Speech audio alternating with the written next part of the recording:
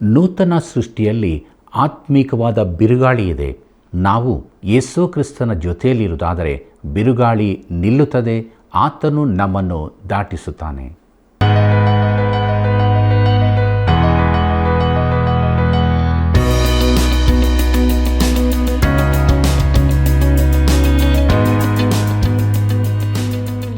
ಆತ್ಮೀಯ ಸಹೋದರ ಸಹೋದರಿಯರೇ, ನಿಮಗೆಲ್ಲರಿಗೂ ತುಂಬು ಹೃದಯದ ವಂದನೆಗಳು.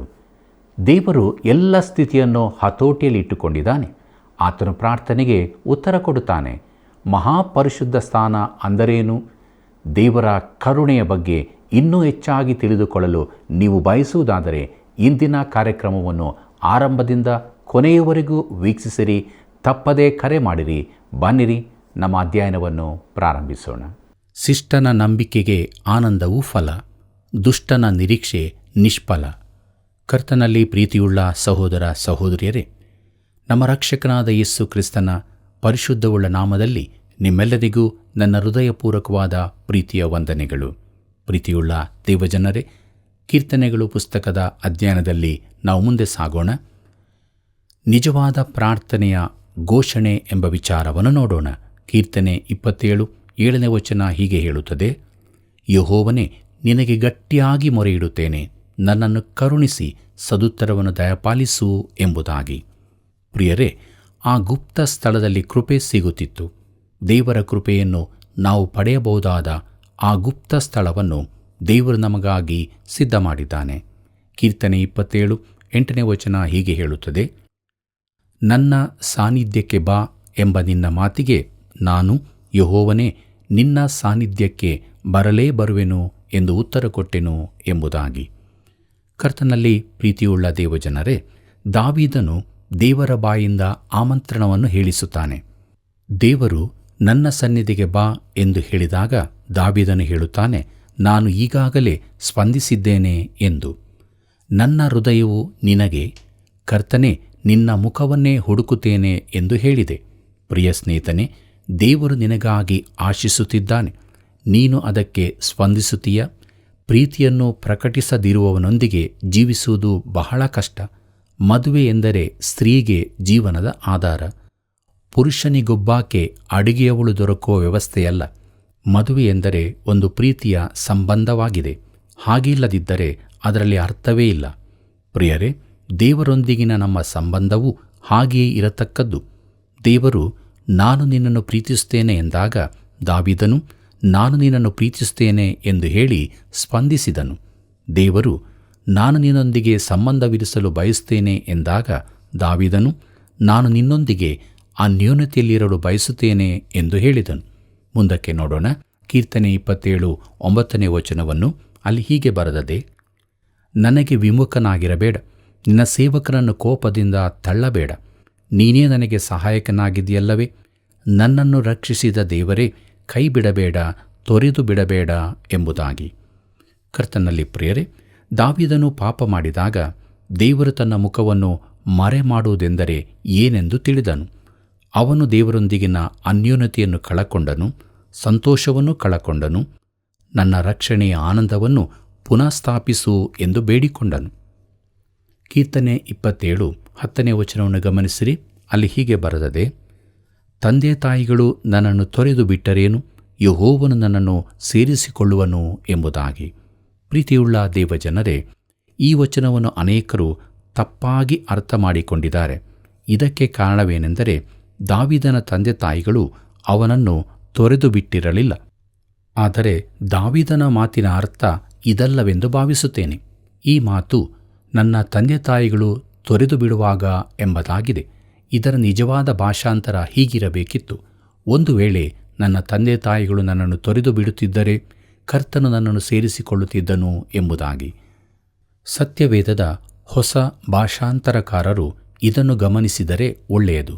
ಪ್ರಿಯ ಮಿತ್ರನೇ, ನಿನ್ನ ತಂದೆ ತಾಯಿಗಳು ನಿನ್ನನ್ನು ತೊರೆದಿರಲಿಕ್ಕಿಲ್ಲ. ಆದರೆ ಒಂದು ವೇಳೆ ಹಾಗೆ ಮಾಡಿದರೆ ಕರ್ತನು ನಿನ್ನನ್ನು ಸೇರಿಸಿಕೊಳ್ಳುತ್ತಾನೆ. ಒಬ್ಬ ಅತೀ ಬುದ್ಧಿವಂತನು ಹೀಗಂದಿದ್ದಾನೆ: ನನ್ನ ತಂದೆ ತಾಯಿಗಳು ನನ್ನನ್ನು ಬಿಟ್ಟಾಗ ಸಂಘ ಸಂಸ್ಥೆಯವರು ನನ್ನನ್ನು ಸೇರಿಸಿಕೊಳ್ಳುತ್ತಾರೆ ಎಂದು. ಪ್ರಿಯರೇ, ಅನೇಕ ತಂದೆ ತಾಯಿಗಳು ತಮ್ಮ ಮಕ್ಕಳ ಪಾಲನೆಯ ಜವಾಬ್ದಾರಿಯನ್ನು ಸಂಘ ಸಂಸ್ಥೆಗಳಿಗೆ ಸಭೆಗಳಿಗೆ ಬಿಟ್ಟುಕೊಟ್ಟಿರುತ್ತಾರೆ. ಪ್ರಿಯ ಸ್ನೇಹಿತನೇ, ನೀನು ಒಂದು ಉತ್ತಮ ಸಭೆಯ ಸದಸ್ಯನಾದರೂ ನಿನ್ನ ಮಕ್ಕಳು ನಿನ್ನವರಾಗಿರುತ್ತಾರೆ. ಅವರನ್ನು ಕರ್ತನ ಬಳಿಗೆ ನಡೆಸುವ ಜವಾಬ್ದಾರಿ ನಿನ್ನದು. ಭಾನುವಾರ ಶಾಲಾ ಶಿಕ್ಷಕರದ್ದಲ್ಲ. ನೀನು ಅವರಿಗೆ, ಅಂದರೆ ನಿನ್ನ ಮಕ್ಕಳಿಗೆ ನಿನ್ನ ಸಮಯವನ್ನು ಕೊಡತಕ್ಕದ್ದು. ಕೀರ್ತನೆ 27:11 ವಚನವನ್ನು ಗಮನಿಸಿರಿ. ಅಲ್ಲಿ ಹೀಗೆ ಬರುತ್ತದೆ, ಯೆಹೋವನೇ, ನಿನ್ನ ಮಾರ್ಗವನ್ನು ನನಗೆ ಬೋಧಿಸು. ಹೊಂಚು ಹಾಕಿರುವವರಿಗೆ ಸಿಕ್ಕದ ಹಾಗೆ ನನ್ನನ್ನು ಸಮವಾದ ದಾರಿಯಲ್ಲಿ ನಡೆಸು ಎಂಬುದಾಗಿ. ಕರ್ತನಲ್ಲಿ ಪ್ರಿಯರೇ, ವೈರಿ ಎದುರು ನನಗೆ ಒಳ್ಳೆಯ ಸಾಕ್ಷಿ ಇರಬೇಕೆಂದು ಬಯಸುತ್ತೇನೆ. ಇಲ್ಲವಾದರೆ ಅವನು ನನ್ನನ್ನು ಟೀಕಿಸುತ್ತಾನೆ. ಕರ್ತನೇ, ನೀನು ನನ್ನ ಮೇಲೆ ಗಮನವಿಡು. ನಿನಗೆ ನಾನು ಮುಜುಗರ ಉಂಟು ಮಾಡದಂತೆ ಕಾಪಾಡು ಎಂದು ದಾವೀದನು ಹೇಳುತ್ತಿದ್ದಾನೆ. ಕೀರ್ತನೆ 27:12 ವಚನ ಹೀಗೆ ಹೇಳುತ್ತದೆ, ಸುಳ್ಳು ಸಾಕ್ಷಿಗಳೂ ಬೆದರಿಸುವವರು ನನಗೆ ವಿರೋಧವಾಗಿ ಎದ್ದಿದ್ದಾರೆ. ಇಂಥ ವೈರಿಗಳ ವಶಕ್ಕೆ ನನ್ನನ್ನು ಕೊಡಬೇಡ ಎಂಬುದಾಗಿ. ಕರ್ತನಲ್ಲಿ ಪ್ರಿಯರೇ, ನಾನು ಬೆಳೆದು ಬಂದ ಸಭೆ ಈಗ ಉದಾರತಾವಾದಕ್ಕೆ ತಿರುಗಿದೆ. ಸಭಾಮಂಡಲಿಗಳ ಅಧೀನದಲ್ಲಿ ಕೆಲಸ ಮಾಡಬೇಕಾಗಿರುವ ಅನೇಕ ಸಭಾಪಾಲಕರ ಕುರಿತು ನನಗೆ ಅನುಕಂಪವಿದೆ. ಅವರು ದಾವೀದನು ಪ್ರಾರ್ಥಿಸಿದಂತೆ ಪ್ರಾರ್ಥಿಸಬೇಕೆಂದು ನಾನು ಕೇಳಿಕೊಳ್ಳುತ್ತೇನೆ. ನನ್ನ ವೈರಿಗಳ ವಶಕ್ಕೆ ನನ್ನನ್ನು ಕೊಡಬೇಡ. ಅವರು ನನ್ನನ್ನು ಕೆಡವಿ ನನ್ನ ಮೇಲೆ ಸವಾರಿ ಮಾಡದಂತೆ ಮಾಡು ಎಂಬುದಾಗಿ. ಪ್ರಿಯರೇ, ದೇವರು ಇಂತಹ ಪ್ರಾರ್ಥನೆಯನ್ನು ಕೇಳುತ್ತಾನೆ. ಮುಂದಕ್ಕೆ ನಾವು ಪ್ರಾರ್ಥನೆಗೆ ಉತ್ತರ ದೊರಕಿದ್ದು ಎಂಬ ವಿಚಾರವನ್ನು ನೋಡೋಣ. ಕೀರ್ತನೆ 27:13 ವಚನವನ್ನು ಗಮನಿಸಿರಿ. ಅಲ್ಲಿ ಹೀಗೆ ನೋಡುತ್ತೇವೆ, ಜೀವಲೋಕದಲ್ಲಿಯೇ ಯೆಹೋವನ ದಯೆಯನ್ನು ಅನುಭವಿಸುವೆನೆಂದು ದೃಢವಾಗಿ ನಂಬಿದ್ದೇನೆ ಎಂಬುದಾಗಿ. ಪ್ರಿಯರೇ, ಲೋಕದಲ್ಲಿ ಈಗಲೂ ದೇವರ ಒಳ್ಳೆಯತನವನ್ನು ನೋಡುತ್ತೇವೆ. ಆತನೆಷ್ಟು ಅದ್ಭುತನು! ದೇವರಿಗೆ ಮಹಿಮೆಯಾಗಲಿ. ಕೀರ್ತನೆ 27:14 ವಚನವನ್ನು ಗಮನಿಸಿರಿ. ಅಲ್ಲಿ ಹೀಗೆ ಬರೆದದೆ, ಯೆಹೋವನನ್ನು ನಿರೀಕ್ಷಿಸಿಕೊಂಡಿರು, ದೃಢವಾಗಿರು, ನಿನ್ನ ಹೃದಯವು ಧೈರ್ಯದಿಂದಿರಲಿ, ಯೆಹೋವನನ್ನು ನಿರೀಕ್ಷಿಸಿಕೊಂಡೇ ಇರು ಎಂಬುದಾಗಿ. ಕರ್ತನಲ್ಲಿ ಪ್ರಿಯರೇ, ವಿಶ್ವಾಸಿಗಳಲ್ಲಿ ಇಂದು ತುಂಬ ಹೃದಯದ ತೊಂದರೆಗಳಿರುತ್ತವೆ. ಅದಕ್ಕೆ ಕುಗ್ಗಿದ ಹೃದಯ ಎಂದು ಹೆಸರು, ಹೇಡಿಯ ಹೃದಯ ಎಂದೂ ಕರೆಯಬಹುದು. ನಮ್ಮೆಲ್ಲರಲ್ಲಿಯೂ ಇದು ಸ್ವಲ್ಪಾಂಶವಿರುತ್ತದೆ. ಯೆಹೋವನನ್ನು ನಿರೀಕ್ಷಿಸಿಕೊಂಡಿರು, ದೃಢವಾಗಿರು. ಪ್ರಿಯರೇ, ನಾವು ಹಾಗೆ ಮಾಡುವಾಗ ಆತನು ನಮ್ಮನ್ನು ಬಲಪಡಿಸುತ್ತಾನೆ. ಆತನು ನಿಜವಾಗಿಯೂ ಶ್ರೇಷ್ಠ ಹೃದಯ ತಜ್ಞನಾಗಿದ್ದಾನೆ. ಪ್ರೀತಿಯುಳ್ಳ ಸಹೋದರ ಸಹೋದರಿಯರೇ, ಮುಂದಕ್ಕೆ ನಾವು 28ನೇ ಕೀರ್ತನೆಯನ್ನು ಅಧ್ಯಯನ ಮಾಡೋಣ. ಮುಖ್ಯ ಪ್ರಸ್ತಾಪ ಕಷ್ಟದ ಸಮಯದಲ್ಲಿ ಕೂಗು ಎಂಬುದಾಗಿದೆ. ಈ ಅದ್ಭುತವಾದ ಚಿಕ್ಕ ಕೀರ್ತನೆಯಲ್ಲಿ ಒಂದು ಕೂಗು ಇದೆ. ದಾವೀದನು ತೊಂದರೆಗೆ ಸಿಕ್ಕಿಕೊಂಡಿದ್ದಾನೆ. ಇದು ಸಂಕಟಕಾಲದ ಇಸ್ರಾಯೇಲ್ಯರ ಚಿತ್ರಣವೂ ಆಗಿದೆ. ತನಗೆ ಬರುತ್ತದೆಂದು ಅವನು ನಂಬಿರುವ ಬಿಡುಗಡೆಗಾಗಿ, ವೈರಿಗಳಿಗಾಗುವ ದಂಡನೆಗಾಗಿ ಮಾಡುವ ಪ್ರಾರ್ಥನೆ. ಈ ಕೀರ್ತನೆಯು ಮುಂದಿನ ಕೀರ್ತನೆಗೆ ಮುನ್ನುಡಿಯಂತಿದೆ. ಕೀರ್ತನೆ 28:1 ವಚನವನ್ನು ಗಮನಿಸಿರಿ. ಅಲ್ಲಿ ಹೀಗೆ ಬರೆದದೆ, ಯೆಹೋವನೇ, ನನ್ನ ಶರಣನೆ, ನಿನಗೆ ಮೊರೆಯಿಡುತ್ತೇನೆ, ಕೇಳದೆ ಇರಬೇಡ. ನೀನು ಕಿವಿಗೊಡದೆ ಹೋದರೆ ನಾನು ಸತ್ತವರಿಗೆ ಸಮಾನನಾಗುವೆನಲ್ಲವೇ ಎಂಬುದಾಗಿ. ಕರ್ತನಲ್ಲಿ ಪ್ರೀತಿಯುಳ್ಳ ದೇವಜನರೇ, ಇಸ್ರಾಯೇಲ್ಯರಿಗೆ ಬಂಡೆ ಎಂದರೆ ಗೊತ್ತು. ಮೋಶೆ ಹೇಳಿದಂತೆ ಇಸ್ರಾಯೇಲ್ಯರು ಆ ಬಂಡೆಯನ್ನು ತಿರಸ್ಕರಿಸಿದರು. ಈಗಿನ ವಿಶ್ವಾಸಿಗೂ ಈ ಬಂಡೆ ಎಂದರೇನೆಂದು ಗೊತ್ತು. ಅಪೊಸ್ತಲನಾದ ಪೌಲನು ಹೀಗೆ ಬರೆದಿದ್ದಾನೆ. ಕೊರಿಂಥದವರಿಗೆ ಬರೆದ 1ನೇ ಪತ್ರಿಕೆ 3ನೇ ಅಧ್ಯಾಯ 11ನೇ ವಚನದಲ್ಲಿ, ಹಾಕಿರುವ ಅಸ್ತಿವಾರವು ಯೇಸು ಕ್ರಿಸ್ತನೇ. ಆ ಅಸ್ತಿವಾರವನ್ನಲ್ಲದೆ ಮತ್ತೊಂದು ಅಸ್ತಿವಾರವನ್ನು ಯಾರೂ ಹಾಕಲಾರರಷ್ಟೇ ಎಂಬುದಾಗಿ. ಕರ್ತನಲ್ಲಿ ಪ್ರಿಯರೇ, ಕೀರ್ತನೆ 28:2 ವಚನವನ್ನು ಗಮನಿಸಿರಿ. ಅಲ್ಲಿ ಹೀಗೆ ಬರೆದದೆ, ನೀನು ವಾಸಿಸುವ ಮಹಾಪರಿಶುದ್ಧ ಸ್ಥಾನದ ಕಡೆಗೆ ನಾನು ಕೈಯೆತ್ತಿಕೊಂಡು ಮೊರೆಯಿಡುತ್ತೇನಲ್ಲ, ನನ್ನ ವಿಜ್ಞಾಪನೆಯನ್ನು ಲಾಲಿಸು ಎಂಬುದಾಗಿ. ಕರ್ತನಲ್ಲಿ ಪ್ರಿಯರೇ, ಮಹಾಪರಿಶುದ್ಧ ಸ್ಥಾನ ಅಂದರೆ ಕೃಪಾಸನ, ಅದು ಗುಡಾರದಲ್ಲಿರುತ್ತದೆ. ಕ್ರಿಸ್ತನು ನಮಗೆ ಒದಗಿಸಿದ ಕೃಪಾಸನವನ್ನು ನಾನು ನೀನು ಆತುಕೊಳ್ಳಬೇಕಾಗಿದೆ. ಕೀರ್ತನೆ 28:6 ವಚನವನ್ನು ಗಮನಿಸಿರಿ. ಅಲ್ಲಿ ಹೀಗೆ ಬರೆದದೆ, ಯೆಹೋವನು ನಿನ್ನ ವಿಜ್ಞಾಪನೆಗಳನ್ನು ಕೇಳಿದ್ದಾನೆ, ಆತನಿಗೆ ಸ್ತೋತ್ರವಾಗಲಿ ಎಂಬುದಾಗಿ. ಪ್ರಿಯರೇ, ದೇವರು ಪ್ರಾರ್ಥನೆ ಕೇಳುತ್ತಾನೆ, ಉತ್ತರ ಕೊಡುತ್ತಾನೆ. ಇದರಿಂದಾಗಿ ದಾವೀದನು ಹೀಗೆ ಹೇಳುತ್ತಾನೆ. ಕೀರ್ತನೆ 28:7 ವಚನದಿಂದ 9ನೇ ವಚನದವರೆಗೆ ಗಮನಿಸಿರಿ. ಅಲ್ಲಿ ನಾವು ಹೀಗೆ ನೋಡುತ್ತೇವೆ, ಯೆಹೋವನು ನನಗೆ ಬಲವೂ ಗುರಾಣಿಯೂ ಆಗಿದ್ದಾನೆ. ನಾನು ಆತನಲ್ಲಿ ಭರವಸವಿಟ್ಟೆನು. ನನಗೆ ಸಹಾಯವೂ ಉಂಟಾಯಿತು. ಆದ ಕಾರಣ ನನ್ನ ಹೃದಯವು ಹರ್ಷಿಸುವುದು. ಕೀರ್ತನಾರೂಪವಾಗಿ ಆತನನ್ನು ಸ್ತುತಿಸುವೆನು. ಯೆಹೋವನು ತನ್ನ ಜನರಿಗೆ ಬಲವೂ ತಾನು ಅಭಿಷೇಕಿಸಿದವನಿಗೆ ಆಶ್ರಯ ದುರ್ಗವೂ ಆಗಿದ್ದಾನೆ. ಯೆಹೋವನೇ, ನಿನ್ನ ಜನರನ್ನು ರಕ್ಷಿಸು. ನಿನ್ನ ಸ್ವಕೀಯ ಪ್ರಜೆಯನ್ನು ಆಶೀರ್ವದಿಸು. ಅವರನ್ನು ಯಾವಾಗಲೂ ಪರಿಪಾಲಿಸುತ್ತಾ ಆಧಾರವಾಗಿರು ಎಂಬುದಾಗಿ. ಕರ್ತನಲ್ಲಿ ಪ್ರೀತಿಯುಳ್ಳ ದೇವಜನರೇ, ದೇವರು ಶಕ್ತಿಯಾಗಿದ್ದಾನೆ. ಆತನು ಬಲಶಾಲಿಯೂ ರಕ್ಷಣೆಯ ಗುರಾಣಿಯೂ. ಆತನು ರಕ್ಷಣೆಯೂ ಕಾವಲೂ ಆಗಿದ್ದಾನೆ. ನೀನು ಕೇಳಬಹುದು, ಆತನು ನನ್ನ ಬಲವೋ ನನ್ನ ರಕ್ಷಣೆಯೋ ಎಂದು. ನೀನು ಆತನನ್ನು ನಂಬುವುದಾದರೆ ಅದು ಹೌದು. ನೀನು ದೇವರನ್ನು ನಂಬುವುದಾದರೆ ಆತನು ನಿನಗೆ ಸಹಾಯ ಮಾಡುತ್ತಾನೆ. ನಿನ್ನ ಪ್ರಾರ್ಥನೆಯನ್ನು ಕೇಳಿ ಉತ್ತರ ಕೊಡುತ್ತಾನೆ. ಪ್ರಿಯರೇ, ಆತನು ಪ್ರಾರ್ಥನೆಗೆ ಉತ್ತರ ಕೊಟ್ಟಾಗ ಏನಾಗುತ್ತದೆ? ಕೀರ್ತನೆಯೊಂದಿಗೆ ಆತನನ್ನು ಸ್ತುತಿಸುವೆನು ಎಂಬುದಾಗುತ್ತದೆ. ಆತನು ನಮ್ಮ ಪ್ರಾರ್ಥನೆಗೆ ಉತ್ತರ ಕೊಟ್ಟಾಗ ಆತನನ್ನು ಸ್ತುತಿಸುವುದನ್ನು ಮರೆಯದಿರೋಣ. ಕರ್ತನಲ್ಲಿ ಪ್ರಿಯರೇ, ಆತನು ತಾನು ಅಭಿಷೇಕಿಸಿದವನಿಗೆ ಆಶ್ರಯ ದುರ್ಗವೂ ಆಗಿದ್ದಾನೆ ಎಂಬುದಾಗಿ ನೋಡುವಾಗ, ಅಭಿಷೇಕಿಸಿದವನು ಅಂದರೆ ಮೆಸ್ಸಿಯನು. ಈತನನ್ನು ಕೀರ್ತನೆಗಳಲ್ಲಿ ಬರಲಿರುವ ಇಸ್ರಾಯೇಲ್ಯರ ವಿಮೋಚಕನೆಂದು ಹೇಳಿಯದೆ ಈ ಬೇಡಿಕೆಯೊಂದಿಗೆ ಆತನು ಮುಗಿಸುತ್ತಾನೆ, ಅಂದರೆ ನಿನ್ನ ಜನರನ್ನು ರಕ್ಷಿಸು ಎಂದು. ಇನ್ನೊಂದು ಭಾಷಾಂತರದಲ್ಲಿ ನಿನ್ನ ಜನರನ್ನು ಮೇಯಿಸು ಎಂದಿದೆ. ಪ್ರಿಯರೇ, ಅಭಿಷಿಕ್ತನು ಅವರ ಕುರುಬನಾಗಿದ್ದು ಆತನು ಬಂದಾಗ ಅವರನ್ನು ಶಾಶ್ವತವಾಗಿ ಮೇಲಕ್ಕೆತ್ತುತ್ತಾನೆ. ಪ್ರೀತಿಯುಳ್ಳ ದೇವಜನರೇ, ಮುಂದಕ್ಕೆ ನಾವು 29ನೇ ಕೀರ್ತನೆಯನ್ನು ಅಧ್ಯಯನ ಮಾಡಲಿದ್ದೇವೆ. ಅದರ ಮುಖ್ಯ ಪ್ರಸ್ತಾಪ ಗುಡುಗು ಮಿಂಚಿನ ಬಿರುಗಾಳಿಯಲ್ಲಿ ಕರ್ತನ ಸ್ವರ ಎಂಬುದಾಗಿದೆ. ಪ್ರಿಯರೇ, ಈ ಕೀರ್ತನೆಯು ಪ್ರಕೃತಿ ಸಂಬಂಧವಾದದ್ದಾಗಿದೆ. ಪ್ರಕೃತಿ ಕೀರ್ತನೆಗಳಲ್ಲಿ ಇದೇ ಮೊದಲನೆಯದಲ್ಲ. 8ನೇ ಕೀರ್ತನೆ ಕೂಡ ಇದೇ ವರ್ಗದ್ದು. ಪ್ರಿಯ ಸ್ನೇಹಿತನೇ, ಬಿರುಗಾಳಿಯಲ್ಲಿ ನಿನಗೆ ಭಯ ಉಂಟಾಗುವುದಾದರೆ ಇತರ ವಿಷಯಗಳಲ್ಲಿ ಧೈರ್ಯ ಪಡೆಯುವ ಬದಲು ಈ ಅದ್ಭುತವಾದ ಕೀರ್ತನೆಯನ್ನು ಓದು. ಬಿರುಗಾಳಿಯ ಸಮಯದಲ್ಲಿ ಅದರಲ್ಲಿ ನಿನಗೊಂದು ಸಂದೇಶವಿದೆ. ಪ್ರೀತಿಯುಳ್ಳ ದೇವಜನರೇ, ಈ 29ನೇ ಕೀರ್ತನೆಯು ಇಬ್ರಿಯ ಕವಿತೆಯಲ್ಲಿನ ಗೀತೆಯಾಗಿದೆ. ಇಬ್ರಿಯ ಕವಿತೆಗಳಲ್ಲಿ ಪ್ರಾಸಬದ್ಧತೆ ಇರುವುದಿಲ್ಲ. ನಾವು ಪದ್ಯಗಳ ಕುರಿತು ನೆನೆಸುವಾಗ ಪ್ರಾಸವನ್ನು ನಿರೀಕ್ಷಿಸುತ್ತೇವೆ. ಒಂದೇ ವಿಧವಾದ ಅಂತ್ಯಪದಗಳು ನಮಗೆ ಇಷ್ಟವಾಗುತ್ತದೆ. ಆಂಗ್ಲ ಭಾಷೆಯಲ್ಲಿ ಇಂಥ ಉದಾಹರಣೆಗಳು ತುಂಬ ದೊರಕುತ್ತವೆ. ಇಬ್ರಿಯ ಕವಿತೆಗಳು ಸಮಾನತೆಯ ವೈಶಿಷ್ಟ್ಯವನ್ನು ಹೊಂದಿವೆ, ಅಂದರೆ ಒಂದೇ ವಿಚಾರವನ್ನು ಬೇರೆ ಬೇರೆ ರೀತಿಯಾಗಿ ವರ್ಣಿಸುವಂತಾದು. ಕರ್ತನಲ್ಲಿ ಪ್ರಿಯರೇ, ಈ ಕೀರ್ತನೆಯಲ್ಲಿ ಬಿರುಗಾಳಿಯ ಬೀಸುವಿಕೆಯ ಮಹತ್ತನ್ನು ವರ್ಣಿಸಲಾಗಿದೆ. ಒಂದು ರೀತಿಯಲ್ಲಿ ವಿಜಯದ ಸ್ವರವಿದೆ, ಪ್ರಭಾವಪೂರಿತ ಬೀಸುವಿಕೆ, ಧೈರ್ಯದ ಹೆಚ್ಚಳವಿದೆ. ಮೊದಲ 2 ವಚನಗಳು ಮುನ್ನುಡಿಯಾಗಿವೆ. 1 ಮತ್ತು 2ನೇ ವಚನ, ದೇವದೂತರುಗಳಿರ ಪರಮ ಪ್ರಭಾವವು ಯೆಹೋವನದೇ ಯೆಹೋವನದೇ ಎಂದು ಹೇಳಿ ಕೊಂಡಾಡಿರಿ. ಯೆಹೋವನ ನಾಮಕ್ಕೆ ಯೋಗ್ಯವಾದ ಘನವನ್ನು ಸಲ್ಲಿಸಿರಿ. ಪರಿಶುದ್ಧತ್ವವೆಂಬ ಭೂಷಣದೊಡನೆ ಯೆಹೋವನಿಗೆ ಅಡ್ಡಬೀಳಿರಿ ಎಂಬುದಾಗಿ. ಪ್ರಿಯರೇ, ದಾವೀದನು ನಮ್ಮ ಆಲೋಚನೆಗಳನ್ನು ಉನ್ನತ ಮಟ್ಟಕ್ಕೆ ಏರಿಸುತ್ತಾನೆ. ಹಿನ್ನುಡಿಯು ಕೊನೆಯ 2 ವಚನಗಳಾಗಿವೆ, ಅಂದರೆ ವಚನ 10-11. ಅಲ್ಲಿ ಹೀಗಿದೆ: ಯೆಹೋವನು ಜಲಪ್ರಳಯದಲ್ಲಿ ಆಸೀನನಾಗಿದ್ದನು, ಆತನು ಸದಾಕಾಲವೂ ಅರಸನಾಗಿ ಕೂತಿರುವನು. ಯೆಹೋವನು ತನ್ನ ಜನರಿಗೆ ಬಲವನ್ನು ಅನುಗ್ರಹಿಸುವನು, ಆತನು ತನ್ನ ಪ್ರಜೆಗೆ ಸುಕ್ಷೇಮವನ್ನು ದಯಪಾಲಿಸುವನು ಎಂಬುದಾಗಿ.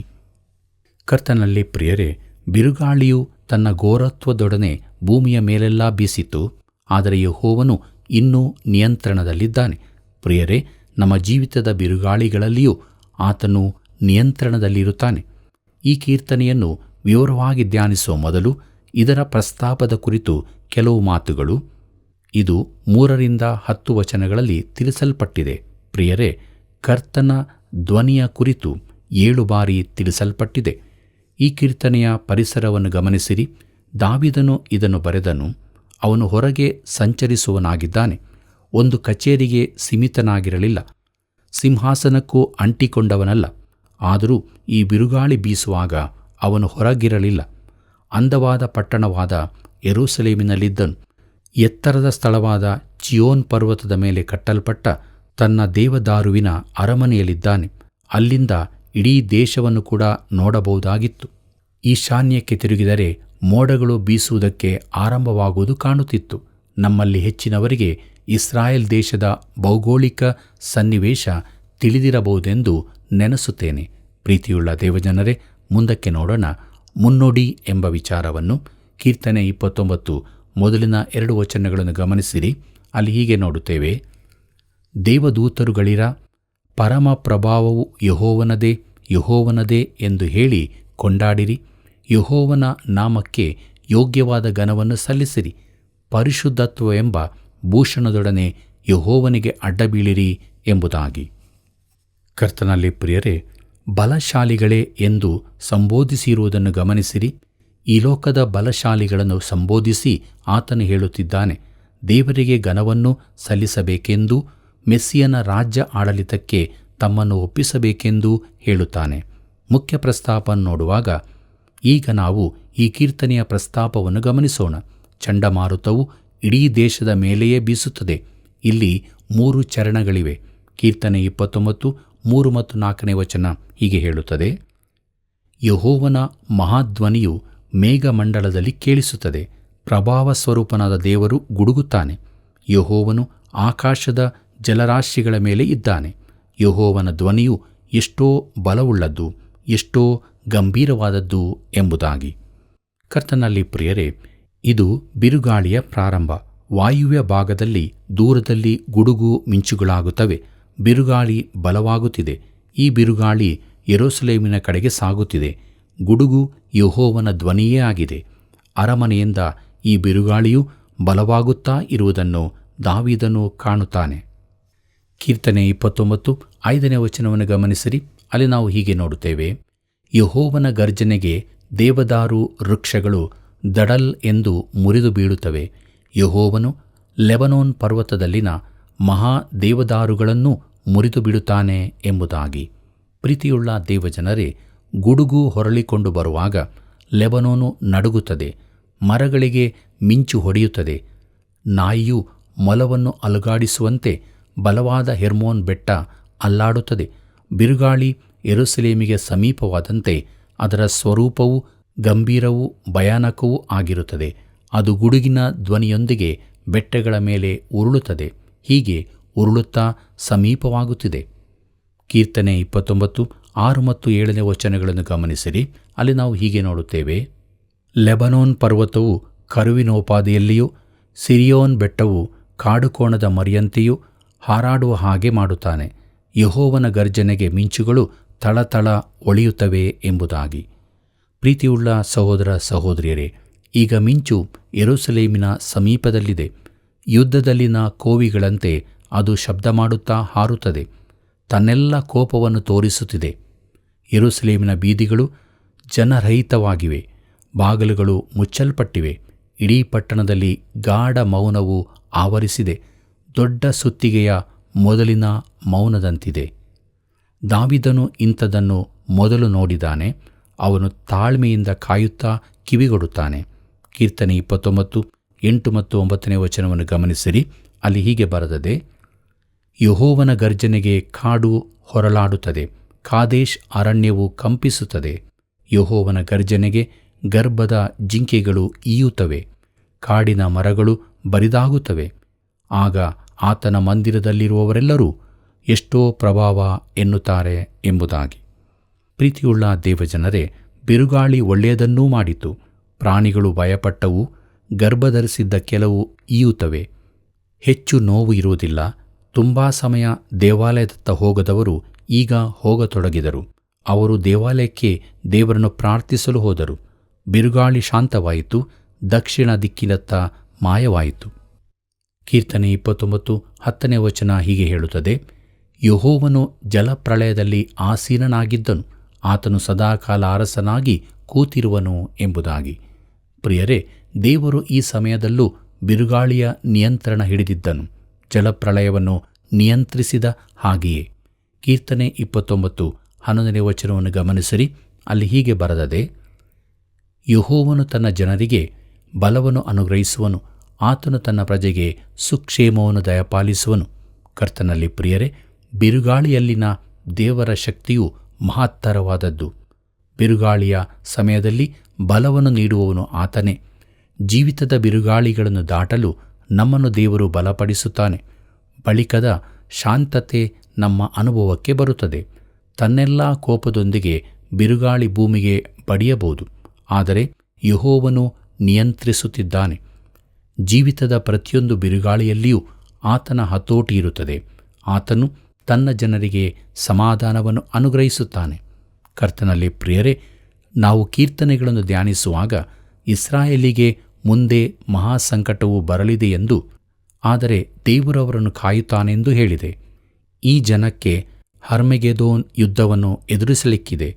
ಉತ್ತರದಿಂದ ವೈರಿಯು ಬಂದು ದೇಶವನ್ನೆಲ್ಲ ಸುತ್ತುವರಿಯುತ್ತಾನೆ, ಆದರೆ ದೇವರು ಆ ಬಿರುಗಾಳಿಯಲ್ಲಿದ್ದು ಎಲ್ಲವನ್ನು ನಿಯಂತ್ರಿಸುತ್ತಾನೆ. ಇಸ್ರಾಯೇಲರಿಗೆ ಇದು ಎಂಥ ಸಂದೇಶವಾಗಿದೆ ನೋಡಿರಿ. ಕರ್ತನಲ್ಲಿ ಪ್ರಿಯರೇ, ಈ ಕೀರ್ತನೆಯಲ್ಲಿ ನಮಗೂ ಸಂದೇಶವಿದೆ. ನಾವು ನೂತನ ಸೃಷ್ಟಿಗೆ ಸೇರಿದವರು, ಹಳೇ ಸೃಷ್ಟಿಗಳಲ್ಲ. ನಾವು ಕಡೇ ಆದಾಮನಿಗೆ ಸೇರಿದವರು. ಕೊರಿಂಥದವರಿಗೆ ಬರೆದ 2ನೇ ಪತ್ರಿಕೆ 5ನೇ ಅಧ್ಯಾಯ 17ನೇ ವಚನ ಹೇಳುತ್ತದೆ, ಹೀಗಿರಲಾಗಿ ಯಾವನಾದರೂ ಕ್ರಿಸ್ತನಲ್ಲಿದ್ದರೆ ಎಲ್ಲ ನೂತನವಾಯಿತು ಎಂಬುದಾಗಿ. ಪ್ರೀತಿಯುಳ್ಳ ದೇವಜನರೇ, ನೂತನ ಸೃಷ್ಟಿಯಲ್ಲಿ ಬಿರುಗಾಳಿಗಳಿವೆ. ಆತ್ಮಿಕವಾದದ್ದು, ನಮ್ಮನ್ನು ನಾಶಪಡಿಸುವ, ಭಯ ಹುಟ್ಟಿಸುವಂತಹದ್ದು. ಪ್ರಿಯ ಸ್ನೇಹಿತನೇ, ನೀನು ದೇವರ ಮಗುವಾಗಿರುವುದಾದರೆ ಇಂಥ ಬಿರುಗಾಳಿಗಳನ್ನು ಹಾದು ಬಂದಿದ್ದಿ. ಒಂದು ವೇಳೆ ಈಗಲೂ ಬಿರುಗಾಳಿಯೊಳಗಿರಬಹುದು. ಕಡೇ ಆದಾಮನಾದ ಯೇಸು ಕ್ರಿಸ್ತನು ಬಿರುಗಾಳಿಗಳ ಒಡೆಯನಾಗಿದ್ದಾನೆ. ಆತನು ತಾನೇ ಬಿರುಗಾಳಿಗಳನ್ನು ಹಾದು ಬಂದವನು. ಒಮ್ಮೆ ಗಲಿಲಾಯ ಸಮುದ್ರದಲ್ಲಿ ಆತನ ಶಿಷ್ಯರೊಂದಿಗೆ ದೋಣಿಯಲ್ಲಿದ್ದಾಗ ಬಿರುಗಾಳಿ ಬಂದಿತು. ಬಲವಾದ ಬಿರುಗಾಳಿ ಬೀಸಿತು. ತೆರೆಗಳು ದೋಣಿಗೆ ಅಪ್ಪಳಿಸಿ ದೋಣಿ ಮುಳುಗುವಂತಾಯಿತು. ಯೇಸು ದೋಣಿಯ ಹಿಂಭಾಗದಲ್ಲಿ ಮಲಗಿದ್ದನು. ಅವರು ಆತನನ್ನು ಎಬ್ಬಿಸಿ, ಗುರುವೇ, ನಾವು ಮುಳುಗಿ ಹೋಗುವುದರಲ್ಲಿ ನಿನಗೆ ಚಿಂತೆಯಿಲ್ಲವೋ ಎಂದು ಕೇಳಲು, ಆತನು ಎದ್ದು ಗಾಳಿಯನ್ನು ಗದರಿಸಿ ಸಮುದ್ರಕ್ಕೆ, ಸುಮ್ಮನಿರು, ಮೊರೆಯಬೇಡ ಎಂದು ಅಪ್ಪಣೆ ಕೊಟ್ಟನು. ಕೊಡುತ್ತಲೇ ಗಾಳಿ ನಿಂತು ಹೋಗಿ ಎಲ್ಲ ಶಾಂತವಾಯಿತು. ತರುವಾಯ ಆತನು ಅವರನ್ನು, ಯಾಕೆ ಧೈರ್ಯಗೆಡುತ್ತೀರಿ? ಇನ್ನೂ ನಿಮಗೆ ನಂಬಿಕೆಯಿಲ್ಲವೇ ಎಂದು ಕೇಳಿದನು. ಮಾರ್ಕನು ಬರೆದ ಸುವಾರ್ತೆ 4ನೇ ಅಧ್ಯಾಯ 37ನೇ ವಚನದಿಂದ 40ನೇ ವಚನ ಓದುವಾಗ ನಾವು ಇದನ್ನು ನೋಡುತ್ತೇವೆ. ಪ್ರಿಯರೇ, ಈ ಸನ್ನಿವೇಶದಲ್ಲಿ ಯೇಸು ಬಿರುಗಾಳಿಯನ್ನು ಶಾಂತಪಡಿಸಿದನು. ಆದರೆ ಆತನು ಯಾವಾಗಲೂ ಹಾಗೆ ಮಾಡಲಿಕ್ಕಿಲ್ಲ. ಕೆಲವೊಮ್ಮೆ ಆತನು ನಮಗೆ, ನಾವು ದಡವನ್ನು ಸೇರುತ್ತೇವೆ ಎಂದು ಪಿಸುಗುಟ್ಟುತ್ತಾನೆ. ಅದು ಪ್ರಾಮುಖ್ಯವಾದದ್ದು. ಕರ್ತನಲ್ಲಿ ಪ್ರಿಯರೇ, ಈ ದಿನದಲ್ಲಿ ಬಿರುಗಾಳಿಯನ್ನು ಎದುರಿಸುತ್ತಿರುವ ಅನೇಕರನ್ನು ನಾನು ಬಲ್ಲೆ. ಪ್ರಿಯ ಮಿತ್ರನೇ, ನೀನು ಬಿರುಗಾಳಿಯನ್ನು ಹಾದು ಹೋಗುತ್ತಿದ್ದೀಯೋ? 2 ಸಂಗತಿಗಳನ್ನು ನೀನು ನೆನಪಿನಲ್ಲಿಡಬೇಕು. ಅದೇನೆಂದರೆ, ಬಿರುಗಾಳಿ ಕೊನೆಗೊಳ್ಳುತ್ತದೆ ಮತ್ತು ಕರ್ತನು ನಿನ್ನನ್ನು ಅದರಿಂದ ದಾಟಿಸುತ್ತಾನೆ. ದೇವರಿಗೆ ಮಹಿಮೆಯಾಗಲಿ. ಕರ್ತನಲ್ಲಿ ಪ್ರಿಯರೇ, ನಾವು ಕೂಡ ನಮ್ಮ ಜೀವಿತದಲ್ಲಿ ಕರ್ತನೊಂದಿಗಿದ್ದುಕೊಂಡು ಬರುವಂತೆಲ್ಲ ಸಂದರ್ಭಗಳಲ್ಲಿ ಆತನನ್ನೇ ಆತುಕೊಳ್ಳೋಣ, ಜಯವನ್ನು ಹೊಂದಿಕೊಳ್ಳೋಣ, ದೇವರ ಮಹಿಮೆಗೋಸ್ಕರ ಜೀವಿಸೋಣ. ಹೀಗಾಗುವಂತೆ ದೇವರು ತಾನೇ ಸಹಾಯ ಮಾಡಿ ನಡೆಸಲಿ. ಕರ್ತನ ಕೃಪೆಯು ಸದಾ ನಿಮ್ಮ ಸಂಗಡ ಇರಲಿ. ಪ್ರಿಯರೇ, ಒಂದು ಚಿಕ್ಕ ಕೀರ್ತನೆಯು ಎಷ್ಟೊಂದು ವಿಷಯಗಳನ್ನು ತಿಳಿಸಿದೆ ನೋಡಿರಿ. ದೇವರ ಜ್ಞಾನವು ಅಗಾಧವಾದದ್ದು. ದಾವೀದನ ಕೂಗು, ಸಂಕಟ ಕಾಲದ ಚಿತ್ರಣವನ್ನು ನಾವು ತಿಳಿದುಕೊಂಡೆವು. ಸೃಷ್ಟಿಯ ಹತೋಟಿಯು ದೇವರ ಕೈಯಲ್ಲಿರುವ ಹಾಗೆಯೇ ನಮ್ಮ ಜೀವಿತದಲ್ಲೂ ನಾವು ಆತನ ಆಶ್ರಯದಲ್ಲಿರುವುದಾದರೆ ನಮ್ಮನ್ನು ಆತನು ನಡೆಸುತ್ತಾನೆ. ಇಂಥ ಅನುಭವದ ಜೀವಿತ ನಾವು ನಡೆಸಿ ದೇವರನ್ನು ಘನಪಡಿಸೋಣ. ಬನ್ನಿರಿ, ಪ್ರಾರ್ಥನೆ ಮಾಡಿಕೊಳ್ಳೋಣ. ಪ್ರೀತಿ ಸ್ವರೂಪನಾದ ದೇವರೇ, ಈ ಕೃಪಾ ಸಮಯದಲ್ಲಿ ನಮ್ಮನ್ನು ನಿನ್ನ ಜೋಕೆಯುಳ್ಳ ಹಸ್ತಕ್ಕೆ ಒಪ್ಪಿಸಿಕೊಟ್ಟಿದ್ದೇವೆ. ನಮ್ಮನ್ನು ಬಲಪಡಿಸು, ನಿನ್ನ ವಾಕ್ಯಗಳಿಂದ ತುಂಬಿಸು. ನೀನು ಪ್ರತಿಷ್ಠಿಸಿದಂಥ ಜೀವವುಳ್ಳ ಮಾರ್ಗದಲ್ಲಿ ಮುನ್ನಡೆಯುವುದಕ್ಕೆ ಸಹಾಯ ಮಾಡು. ನಮ್ಮೆಲ್ಲ ವೀಕ್ಷಕ ಬಾಂಧವರನ್ನು ನಿನ್ನ ಕೈಗೆ ಒಪ್ಪಿಸಿಕೊಟ್ಟಿದ್ದೇವೆ. ಪ್ರತಿಯೊಬ್ಬ ಸಹೋದರ ಸಹೋದರಿಯನ್ನು ಕರುಣಿಸು. ಅವರ ತಪ್ಪು ಅಪರಾಧ ಪಾಪಗಳನ್ನು ಕ್ಷಮಿಸು, ಶುದ್ಧೀಕರಿಸು. ಆತ್ಮಿಕ, ಶಾರೀರಿಕ, ಭೌತಿಕ ಆಶೀರ್ವಾದದೊಂದಿಗೆ ತುಂಬಿಸಿ ನಿತ್ಯ ಜೀವದ ನಿರೀಕ್ಷೆಯಲ್ಲಿ ನಡೆಸಿ ನೀನು ಮಾತ್ರ ಮಹಿಮೆ ಹೊಂದು. ಯೇಸುವಿನ ನಾಮದಲ್ಲಿ ಬೇಡಿದ್ದೇವೆ ತಂದೆಯೇ, ಆಮೇನ್. ಪ್ರಿಯ ವೀಕ್ಷಕರೇ, ನೀವು ಮಾಡಿದ ಅಮೂಲ್ಯವಾದ ಕರೆಗಳಿಗಾಗಿ ವಂದನೆಗಳು. ನಾಶನದ ಮಾರ್ಗದಲ್ಲಿರುವ ಅನೇಕರನ್ನು ದೇವರ ಬಳಿಗೆ ಸೇರಿಸುವ ಈ ಸೇವೆಯಲ್ಲಿ ಪಾಲು ತೆಗೆದುಕೊಳ್ಳಿರಿ. ಇತರರಿಗೆ ತಿಳಿಯಪಡಿಸಿರಿ. ದೇವರ ಕರುಣೆಯು ಸದಾ ನಿಮ್ಮ ಸಂಗಡ ಇರಲಿ.